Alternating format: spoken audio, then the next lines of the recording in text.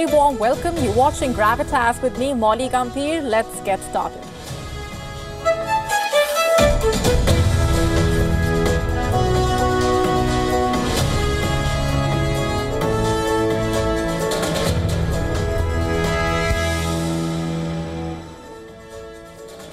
India and China have struck a border patrolling pact. It's a major breakthrough.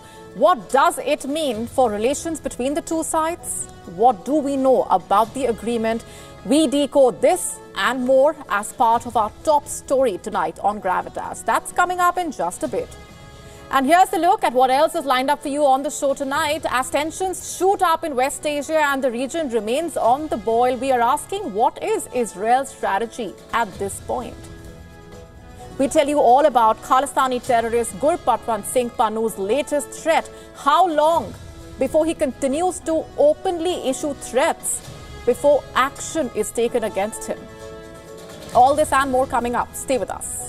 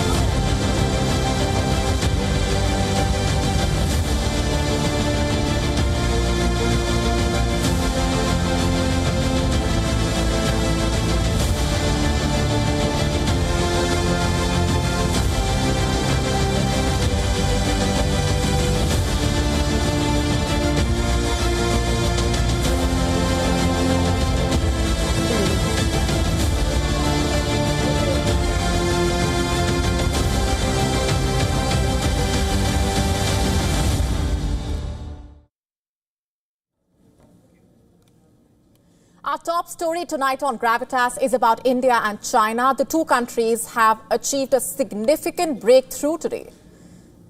On Monday, India and China struck a new border patrolling pact that could ease tensions between the two sides. India and China have reached an agreement on patrolling arrangements along the line of actual control, or the LAC. Now, this is a major development. The agreement could pave the way for the disengagement of troops from both sides of the tense border and lead to a resolution of the ongoing tensions between the two countries. The Indian Foreign Secretary made the announcement on Monday. Listen in. As a result of these discussions, agreement has been arrived at on patrolling arrangements along the line of actual control in the India-China border areas, leading to disengagement and a resolution of the issues that had arisen in these areas in 2020. Now, the agreement follows multiple rounds of talks between the two sides over the years, talks that have aimed at resolving the issue. It is understood that the agreement pertains to patrolling in Depsang and Demchok areas. Remember, tensions between the two neighbours began with skirmishes in May 2020. And have persisted since then. Earlier this month, the Indian Army chief said that New Delhi wants the status on the frontier in the Western Himalayas to be restored to its pre-April 2020 position, that is, before the standoff started. And over the past 4 years, slow progress on diplomatic and military talks to end the standoff has hurt business relations between the world's two most populous countries.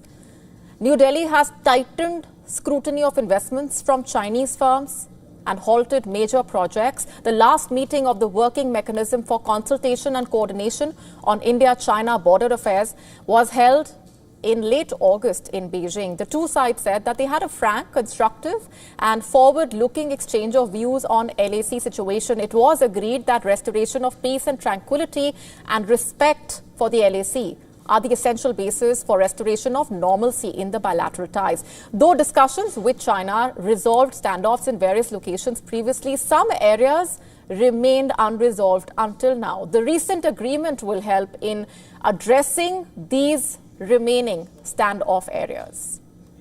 Now, some say that The agreement on patrolling arrangements could pave the way for a bilateral meeting between Prime Minister Modi and the Chinese President Xi Jinping. The two countries have decided to uphold peace and tranquility in the border areas in line with bilateral agreements and protocols, and restoration of peace and respect for the LAC are essential for normalizing bilateral ties.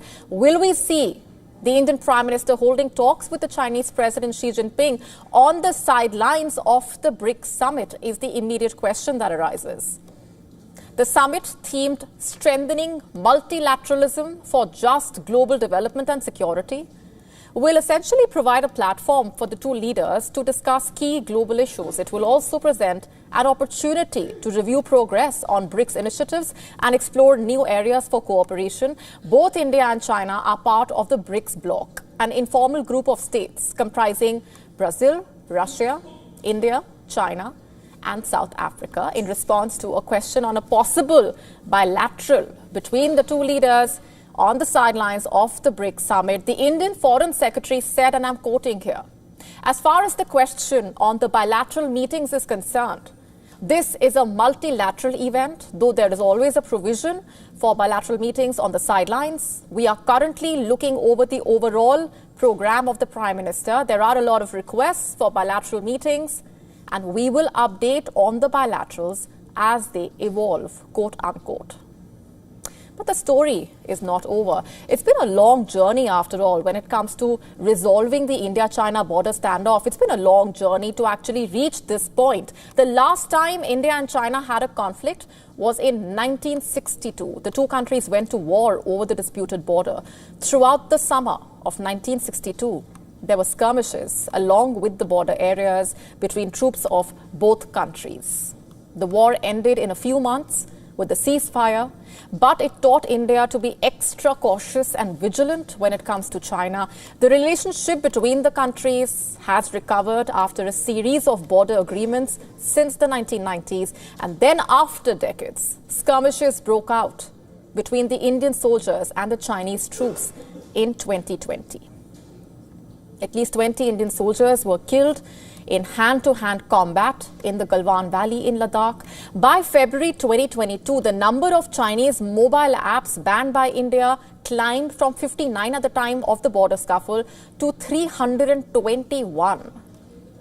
And by December 2022, minor border scuffles broke out in the Tawang sector of India's northeastern state of Arunachal Pradesh, which is also claimed by China as part of southern Tibet.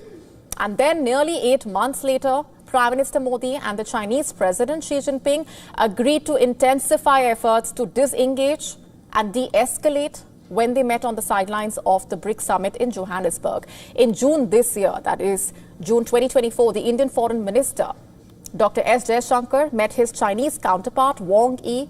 This was on the sidelines of the Shanghai Cooperation Organization or SCO summit.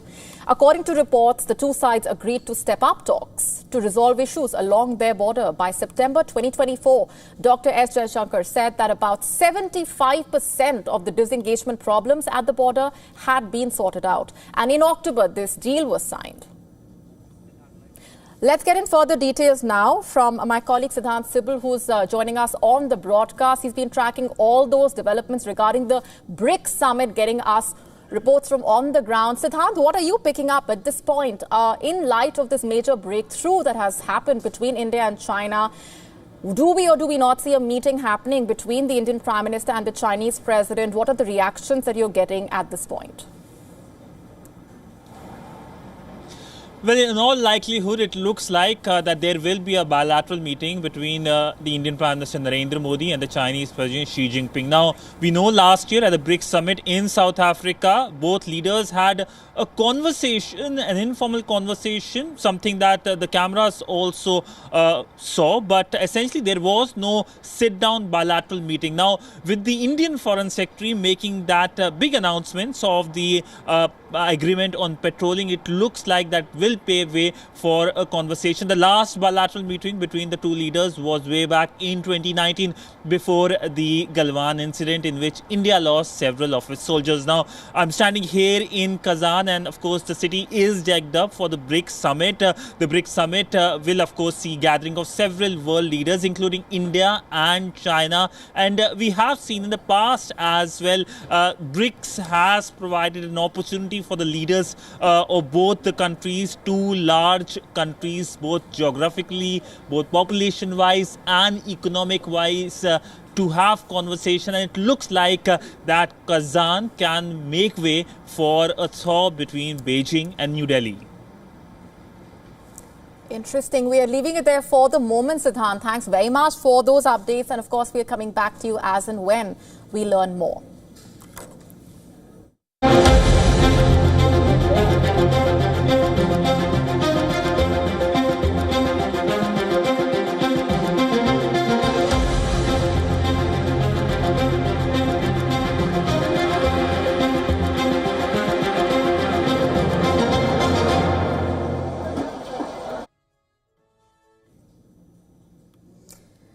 Let's now shift our focus to West Asia, where in the early hours of Monday, the skies around Beirut's international airport witnessed massive explosions. It's a Noor. It's a Noor. It's a Noor bath.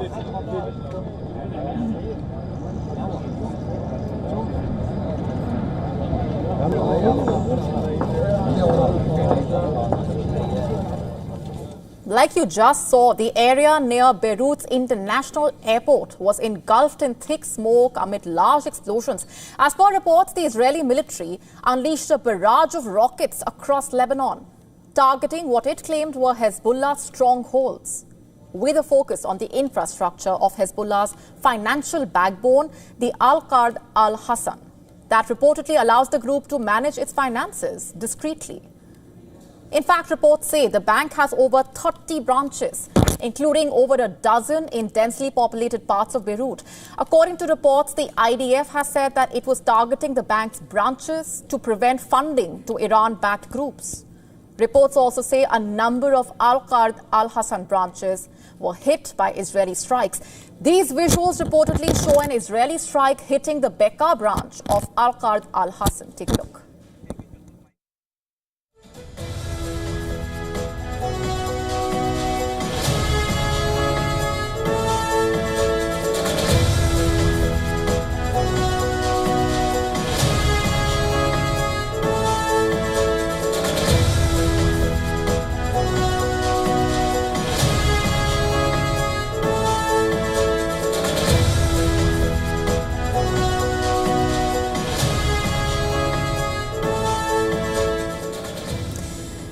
The visuals on your screen now showing you the aftermath of the Israeli strikes at one of the bank's branches in Beirut's southern suburbs. An Israeli airstrike on a bank branch in Zehrani, a town in southern Lebanon, reportedly not only damaged the bank but impacted the nearby areas around it as well. A local shop owner named Ahmad has said that he lost everything. His store, his livelihood, wiped out overnight. Our stores are here. Our store and our livelihood are gone. This neighborhood is all civilian with nothing here or there. They hit it last night.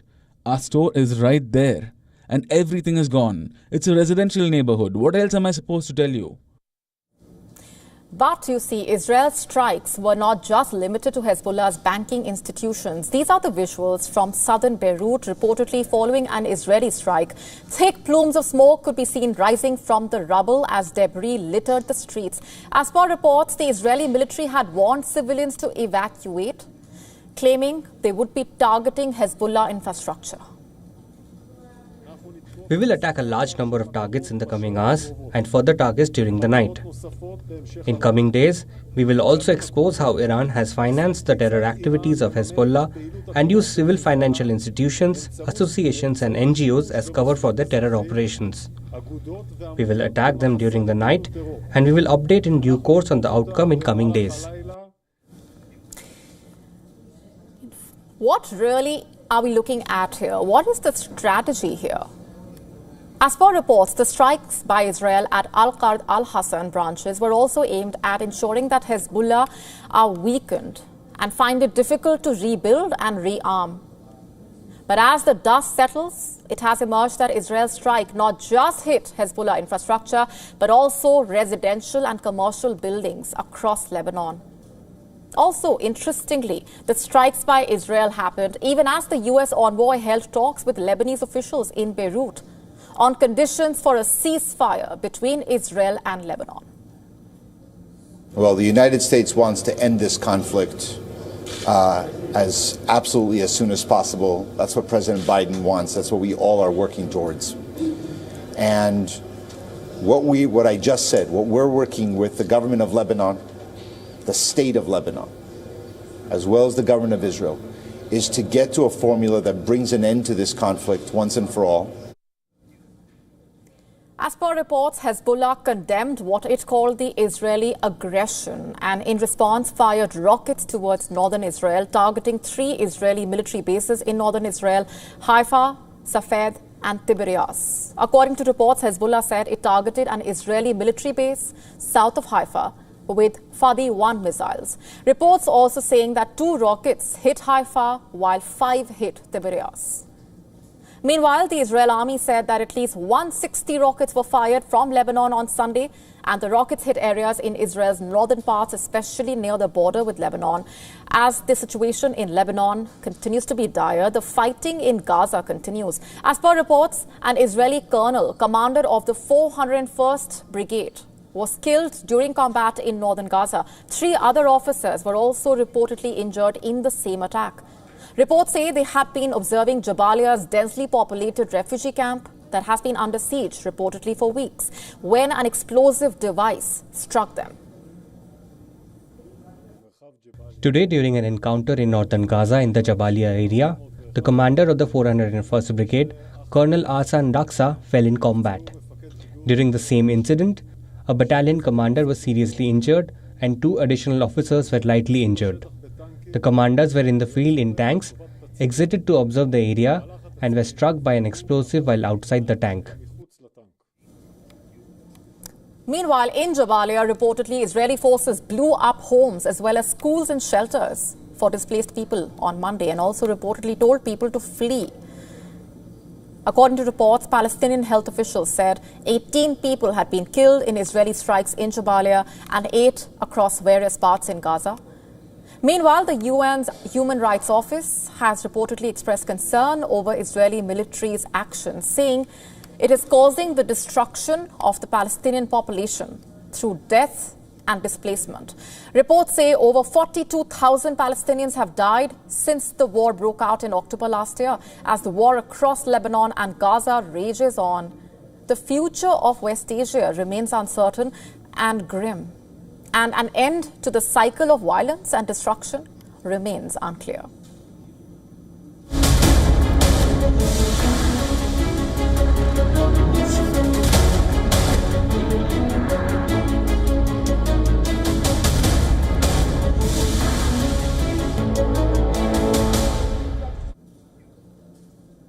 Why is Canada protecting a terrorist? That's the question we are asking tonight. As per reports, Khalistani terrorist Gurpatwant Singh Pannu has warned passengers not to fly on Air India flights between November 1 and 19, claiming that an attack could take place during this period, which he associates with the so-called 40th anniversary of the Sikh genocide, quote-unquote. This is not the first time he has made such threats. Remember, Pannu holds dual citizenship in both Canada and the US. Last November itself, he issued a threat threatening people planning to travel via Air India that their lives would be in danger. And the latest threat by Pannu comes against the backdrop of the escalating tensions between India and Canada. Diplomatic ties have hit rock bottom following Canada's allegations around the killing of Hardeep Singh Nijjar, allegations that India has openly rejected. And Canada is yet to provide any evidence on the same. As per reports, India has accused Canada of harboring extremists including Pannu. Pannu reportedly has been on India's radar for years. During his initial year, Pannu reportedly filed cases in the US courts against Indian politicians for their alleged role in the 1984 Sikh riots and gained prominence for filing cases against Indian politicians like former Prime Minister Manmohan Singh, also leaders like Sonia Gandhi, Kamal Nath, Captain Amrinder Singh. In July 2020, the Ministry of Home Affairs reportedly designated him as a terrorist under the Unlawful Activities Prevention Act. His group, Sikhs for Justice, has reportedly been banned in India for its separatist activities. Reports also say multiple charges have been filed against Pannu, including promoting enmity and criminal conspiracy. His properties in India have also been reportedly seized and he has multiple warrants out for his arrest. Yet in Canada, he continues to walk freely. Reports say Pannu is also suspected to be backed by Pakistan's ISI. Like we said earlier, we should take his threats with a pinch of salt because his latest threat is not just an isolated incident. He has made countless threats over the years. According to reports, in December last year, he warned of an attack on the anniversary of the 2001 Parliament attack. Later, he even threatened to kill Punjab's Chief Minister on India's Republic Day this year. How exactly does a man with such a track record remain free in Canada? What's going on?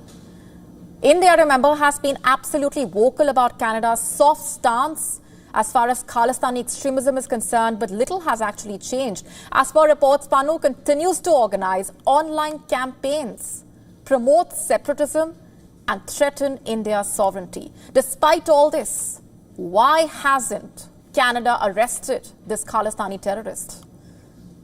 Well, the answer to that question remains elusive, and until Canada takes decisive action, India will keep asking.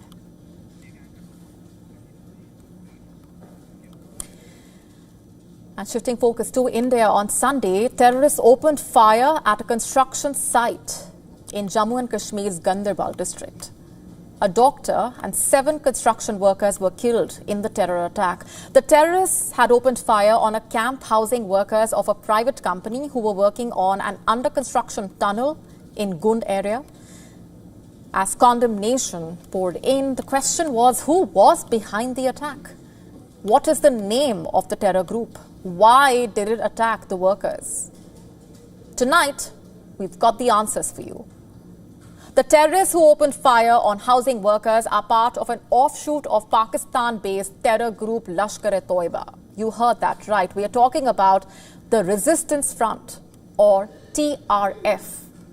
It has become a headache for security forces in India. You see, in the last 1.5 years, TRF has been active in Kashmir. The group has reportedly targeted Kashmiri Pandits, Sikhs, non-locals. This marks a big change in the strategy of the group, which earlier killed several Kashmiri Pandits. As per reports, the Resistance Front, or TRF, was formed following the abrogation of Article 370, initially operating as an online entity. And within 6 months, it evolved into a physical group by integrating militants from various factions, including Lashkar-e-Toiba. The establishment of the TRF was seen as a strategic maneuver by Pakistan, which at the time was responding to pressure from the Financial Action Task Force, or the FATF, to address its terror funding concerns. And in the year 2023, India officially designated the TRF as a terrorist organization in 2023. Since its inception in 2019, the group has been implicated in numerous attacks, establishing itself as a significant threat in the region. While the TRF portrays itself as a local resistance movement, it is engaging in outright terrorism.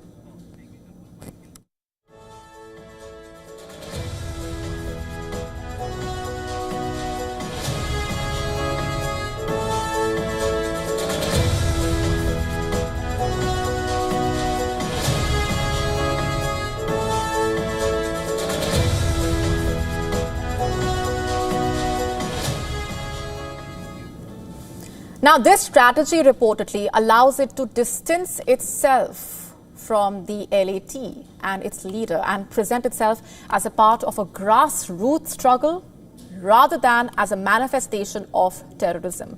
But it is a terror organization, undoubtedly. As for who is behind this, a man called Sheikh Sajjad Gul, also known as Sheikh Sajjad. He is the founder of the Resistance Front. As per reports, he was implicated in a criminal conspiracy to assassinate prominent journalist Shujat Bukhari, along with two of his personal security officers in Srinagar in the year 2018. And due to his terror activities, the Indian Home Ministry has designated Gul as a terrorist under the Unlawful Activities Prevention Act in 2022. Born in Srinagar on October 10, 1974, Gul is a commander within LET. He is the 37th individual, in fact, to be declared a designated terrorist by the Indian government, which brings us to the question of what are the security challenges posed by the TRF? You see, since its formation, TRF has been responsible for multiple terror attacks, particularly targeting minority Kashmiri Pandits. It has emerged as one of the most active terrorist organizations in Kashmir, frequently claiming responsibility for attacks to draw attention away from the LET. The TRF primarily uses funding channels established by the LET. In the year 2022, Jammu and Kashmir Police reported that security forces conducted over 90 operations, resulting in the deaths of 172 terrorists, including 42 foreign nationals. Of those, 108 were affiliated with the TRF or the LET. What does that tell you? It basically highlights the TRF's significant recruitment efforts. 74 out of every 100 new recruits were reportedly drawn to the TRF.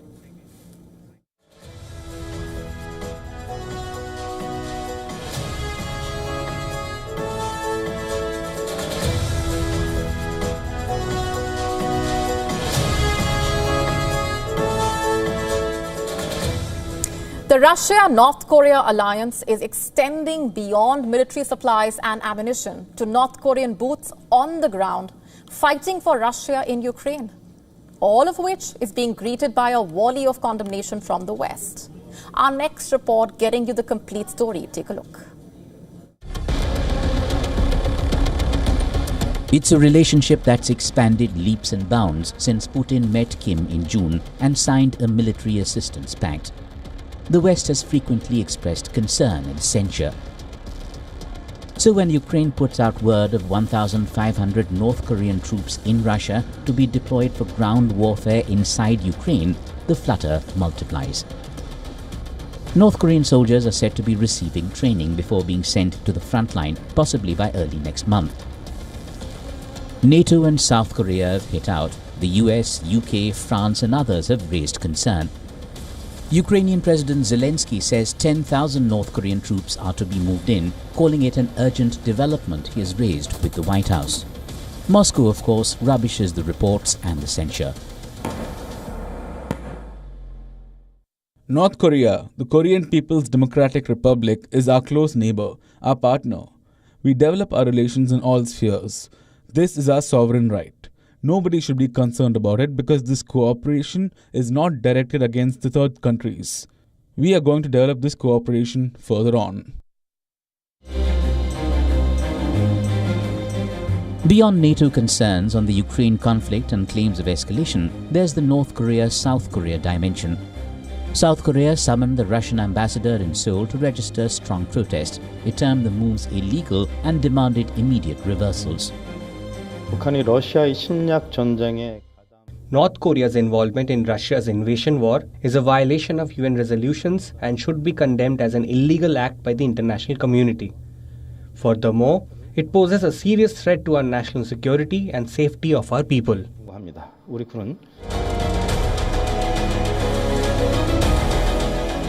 For Kim, the gains of sending troops to the Ukrainian front lines are huge. Tops, of course, is cementing the Pyongyang-Moscow alliance, besides the financial and military gain. Providing hardware and possible manpower for the Russian army almost certainly comes with a quid pro quo it needs. All of which imparts a new possible dimension to the Russia-Ukraine war. Bureau Report, WION World is One.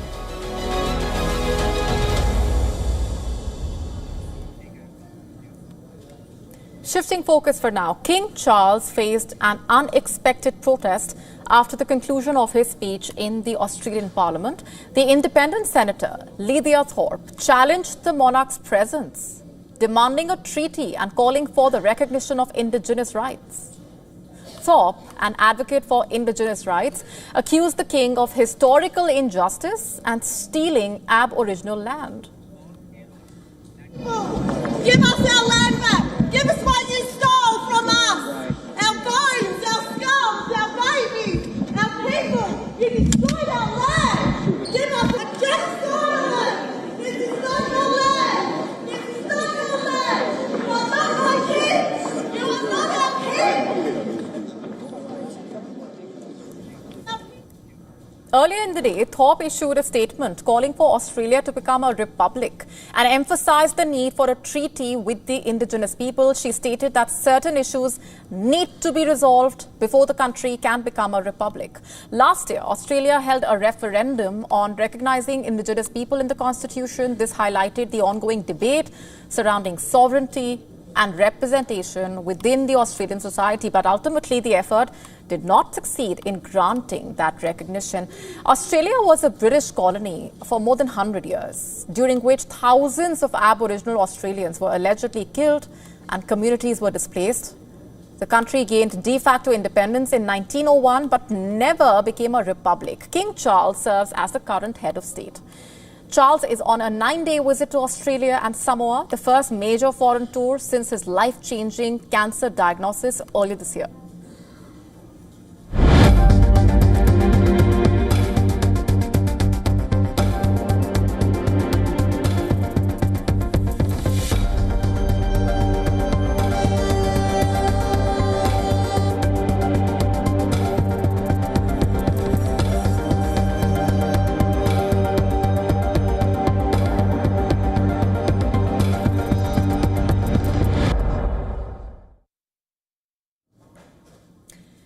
Our next story is from the Maldives. The Maldives will be adopting India's Unified Payments Interface, also known as the UPI. UPI, as you would know by now, has revolutionized the way digital payments are made. Let's get you more details. The Maldivian President, Mohamed Moizu, has pushed for the speedy implementation of the UPI in the Maldives following the recommendation of the cabinet on Sunday. A consortium set up by Moizu will ensure that the UPI payment system is set up in the Maldives. This includes multiple stakeholders like banks, telecom companies, state-owned and fintech companies. It all began when Moizu visited India early this month. The two nations worked on developing the digital public infrastructure, or the DPI.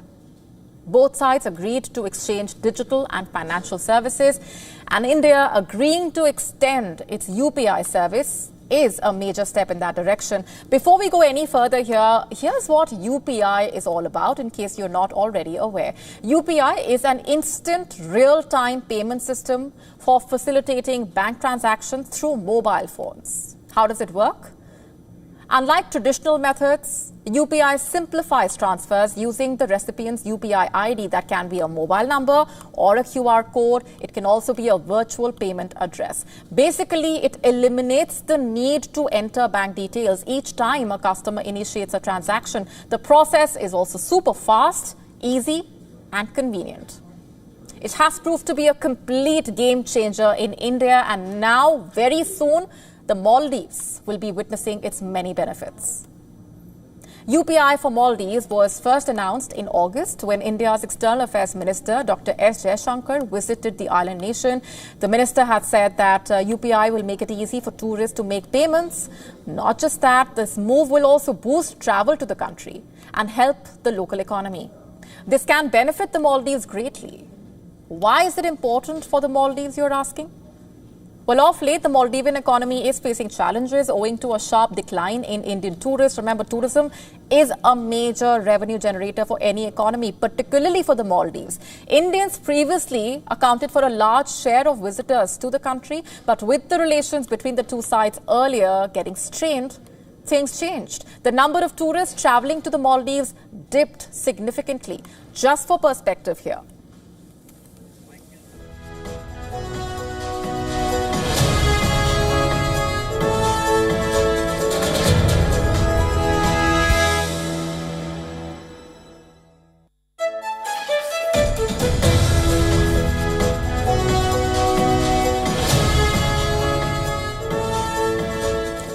Just for some perspective here are some numbers for you. In 2021, over 2.11 lakh Indians flew to the Maldives. In the year 2022, more than 2.4 lakh Indians visited the country. In the year 2023, over 17 lakh tourists visited the island nation. And in 2024, only 63,450 Indians visited the Maldives. That's a drop of 42.5%.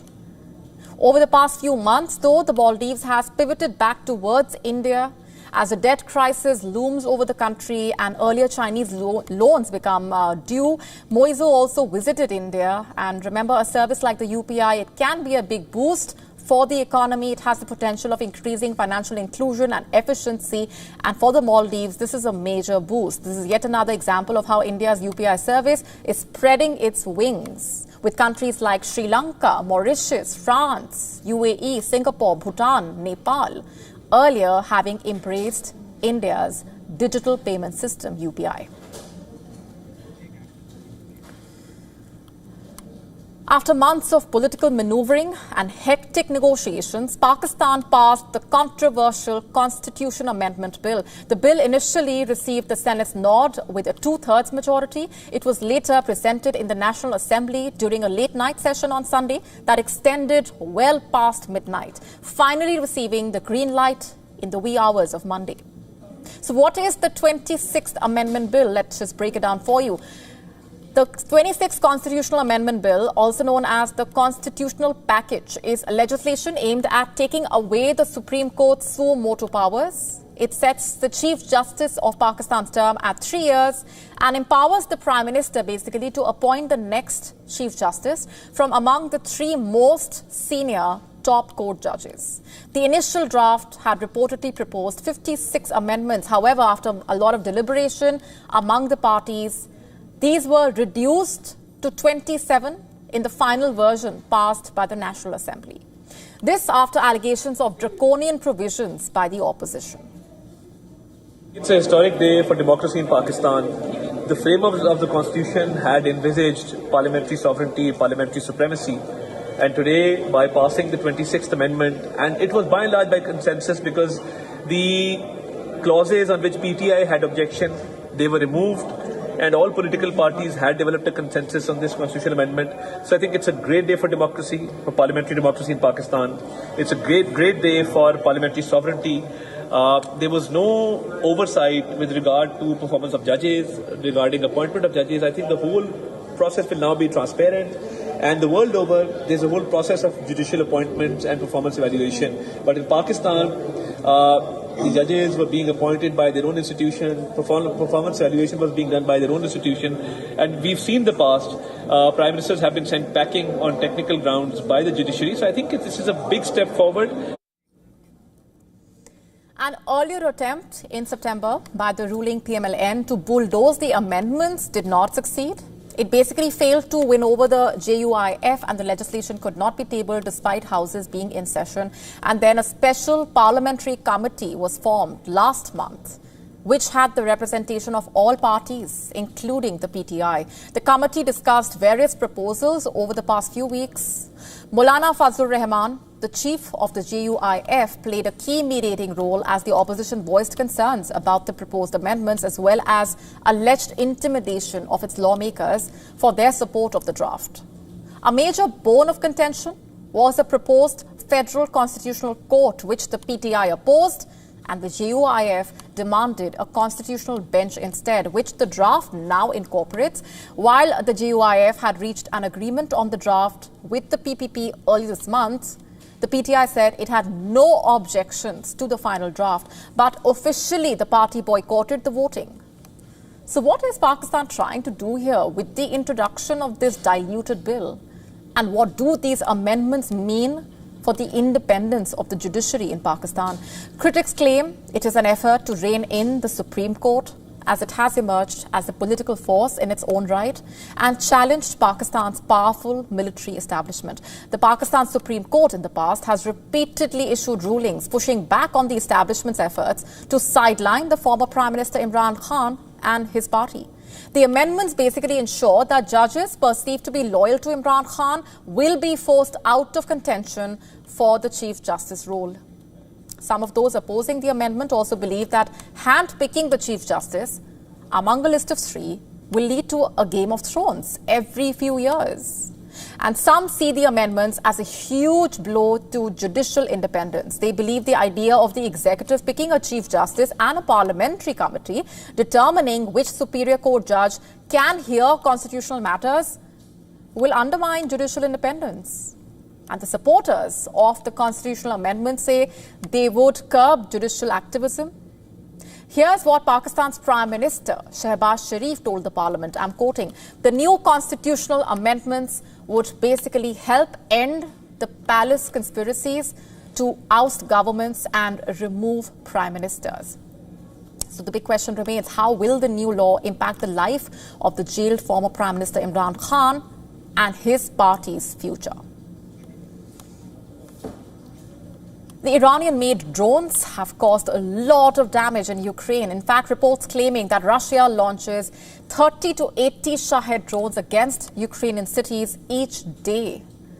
But a report suggests that Ukraine is now developing the Shahed Hunter, a weapon capable of intercepting these kamikaze drones. The new weapon, called Sting, will be deployed to chase down and intercept Iranian-designed drones, reported The Telegraph. The report also shared the photograph and details of the classified Sting first-person view weapon. Quoting the developers, the Wild Hornets Group, the report said the Sting will be able to fly faster than 100 miles per hour and at altitudes nearing 10,000 feet. The Wild Hornets Group reacted to the report on social media, writing they can neither confirm nor deny this information. And according to the report, Russia is now producing over 6,000 Shahed-style drones per year at a plant in the southeastern Tatarstan region. Its forces fire between 30 and 80 of the loitering munitions in the direction of Ukrainian cities each day. The volume of attacks has proven to be a challenge for Ukraine's air defense units, which are running low on costly Western surface-to-air missiles. Ukraine's Volodymyr Zelensky has said earlier this month that his country was on pace to build 1.5 million drones this year. Ukraine said on Sunday it had targeted a crucial Russian explosives factory located about 750 kilometers from the border.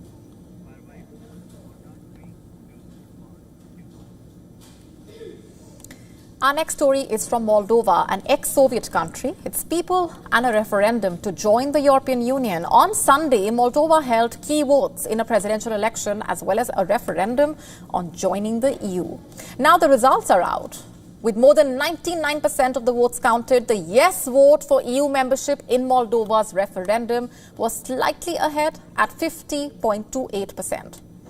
Now, these are the number of people who voted for Moldova to be a part of the European Union. The results are only a little over 50%. That's a razor-thin margin, which basically means almost half the population rejected being a part of the EU. Let's break this down further for you. The nature of the current vote has come as a rude shock to many. The referendum had been widely expected to comfortably pass in the country of 2.6 million, which borders Romania and Ukraine. Surveys showed around 55% of Moldovans would support the move, while 34% were against it. Additionally, the vote was combined with presidential elections in which Maia Sandu, the incumbent pro-EU president, failed to win the re-election outright. Sandu faces a second round next month. But here's why the results of this referendum in Moldova matter. Like we said earlier, Moldova is an ex-Soviet state. This referendum comes at a critical moment in the continuing tensions between Russia and the West as a result of the Ukraine war. This comes amid the fight to control the small landlocked country. With only a little over 50% backing joining a Western bloc, it suggests that there is deep division among Europeans. There is a significant section of the people harboring anti-EU sentiment. Why is that? Why is the public opinion divided, you must be wondering. If you ask the bloc members, they will blame Russia. An EU spokesperson, in fact, blamed Russia for quote-unquote unprecedented interference in the referendum vote. Even the presidential candidate, Sandu, accused criminal groups, quote-unquote, to be involved behind this. And what's more, the high-stakes election was marred by accusations of rigging and voter manipulation from the government and the opposition alike. The Opposition Victory Alliance accused the authorities of allowing irregularities ranging from organized buying of voters to polling stations and allegations of voter intimidation. All of this putting a big question mark on the election process itself. Still, the referendum shows how deeply split the people are almost on whether to pursue closer ties with the bloc or not, among other aspects. Since the start of Russia's war against Ukraine, Moldova has been tackling significant challenges, including large number of refugees, inflation, threats to energy supplies, violation of its airspace, among others. EU's membership will basically help Moldova combat these issues and other crises in the wake of Russia's attack on Ukraine in 2022. Millions of residents in Cuba are grappling with a nationwide power outage. Adding to the woes of the Cubans, Hurricane Oscar also made landfall in the Caribbean nation that is already suffering from a dramatic shortage of food, medicines and fuel. Here's a detailed report. Hurricane Oscar made landfall on the Caribbean island, bringing strong winds, a powerful storm surge and rain to parts of eastern Cuba. Cuba's Meteorological Survey has warned of an extremely dangerous situation in eastern Cuba.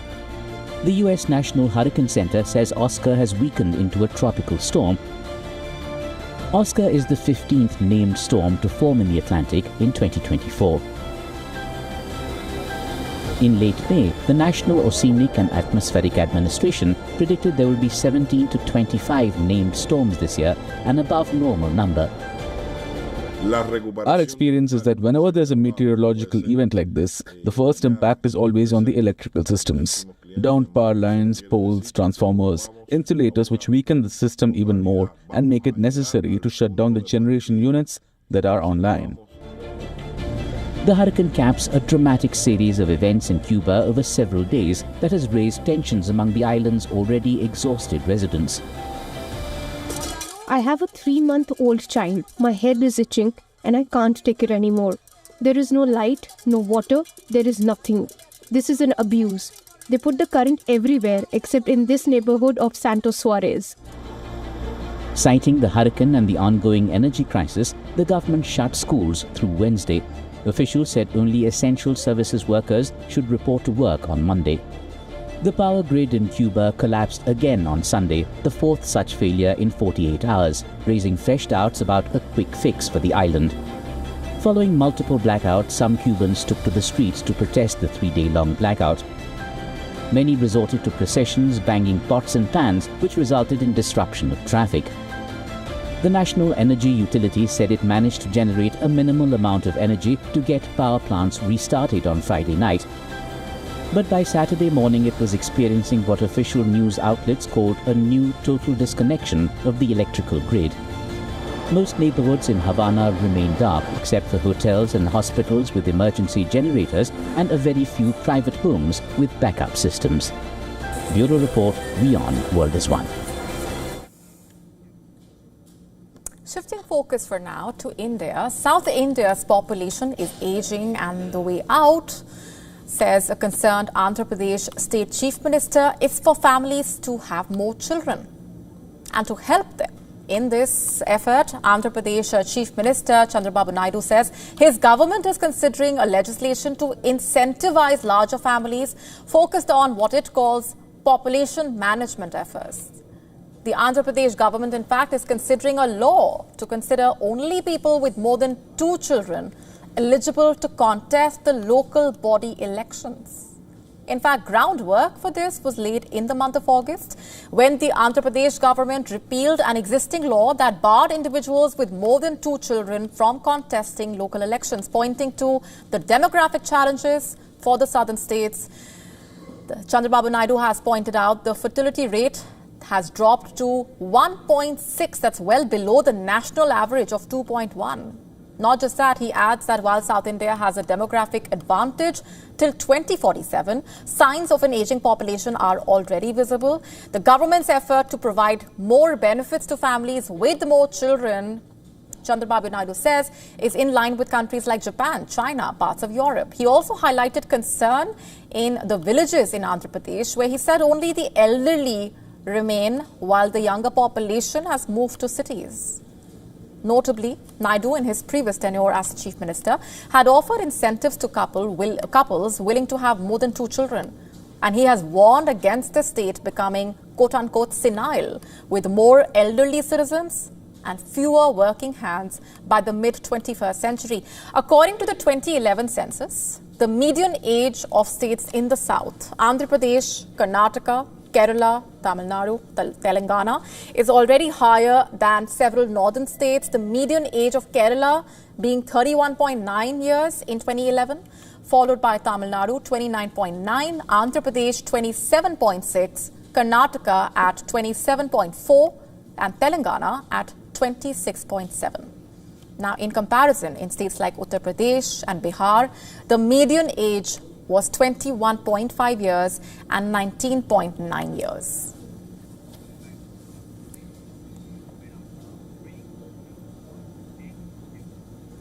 A team of scientists from Hungary have developed a drone technology called Swarm. This breakthrough in drone technology could reshape the future of unmanned flights. In a field near Hungary's capital, Budapest, 100 drones moved in perfect sync, guided by an algorithm inspired by nature. These autonomous drones, created by researchers at a university there, operate without any pre-programming or central control. And this helps the drones make real-time decisions based on the collective behavior of birds and other animals. This drone technology is called Swarm. Hungarian scientists have developed an algorithm that allows drones to communicate with each other, avoid collisions, and operate entirely autonomously. The scientists say that no human control is needed once the system is set into motion. The innovative algorithm inspired by nature also allows for flexible decision-making, enabling the drones to adapt to the changing weather, unexpected traffic, or communication issues. Scientists, in fact, say the possibilities for this technology are vast. Digital models of the drone swarm technology suggest the algorithm could manage swarms of up to 5,000 drones. And this can open doors for numerous commercial and military applications, from precision agriculture to decentralized air traffic control. The technology offers the potential to transform industries. Drone warfare, in particular, has surged in recent years. Remember, a 2020 report highlighted that 38 countries had developed armed drone programs, a number that has likely grown as conflicts in Ukraine and Gaza showcase the expanding role of drones in modern warfare. The next phase of drone warfare is expected to be defined by greater autonomy, precision, and large-scale coordination, similar to the system that the university has developed. This explosion in drone interest comes as global warfare is entering a third age of drone warfare, defined by autonomy, increased precision and range, and full-spectrum warfare across land, sea, and air. Scientists say similar applications could be used in land surveying or goods deliveries, and the technology could also play a role in decentralizing air traffic control systems. With that, it's a wrap on this edition of Gravitas Tonight. This is me, Molly Gambhir, signing off. Thanks very much for watching.